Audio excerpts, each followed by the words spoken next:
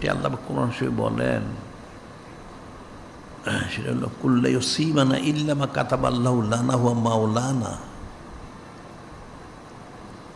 আল্লাহ পাক বলতেছেন আপনি বলে দেন কুল লা ইউসিবানা ইল্লা মা কাতাবাল্লাহু লানা ওয়া মাওলানা ওয়া আলাল্লাহি ফালিয়াতাওয়াক্কালিল মুমিনুন।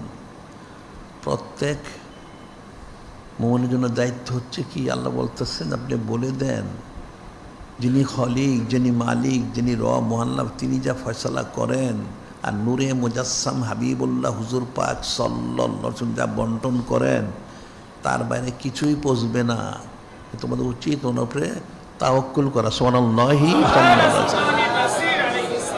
যেটা হাদিসে ব্যাখ্যায় বলা হচ্ছে হযরত মুআবিয়া রাদিয়াল্লাহু তাআলা আনহু ক্বালা ক্বালা রাসূলুল্লাহ সাল্লাল্লাহু আলাইহি ওয়াসাল্লাম মা ইউরিদিল্লাহু বিখাইরিন ফাক্কিহু ফিদ্দীন ওয়া ইন্নামা নাকাসিম আল্লাহু ইউতি।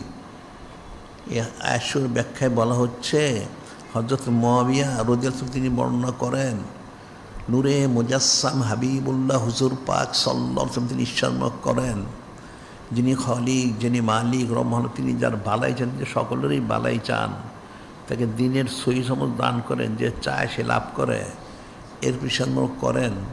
তিনি সমস্ত কিছু ওনার হাবিব মাহবুব নূরে মুজাসসাম হাবিবুল্লাহ হুজুর পাক সাল্লাল্লাহু আলাইহি ওয়াসাল্লাম ওনাকে হাদিয়ে মোবারক করেছেন। সুবহানাল্লাহ সাল্লাল্লাহু আলাইহি ওয়াসাল্লাম।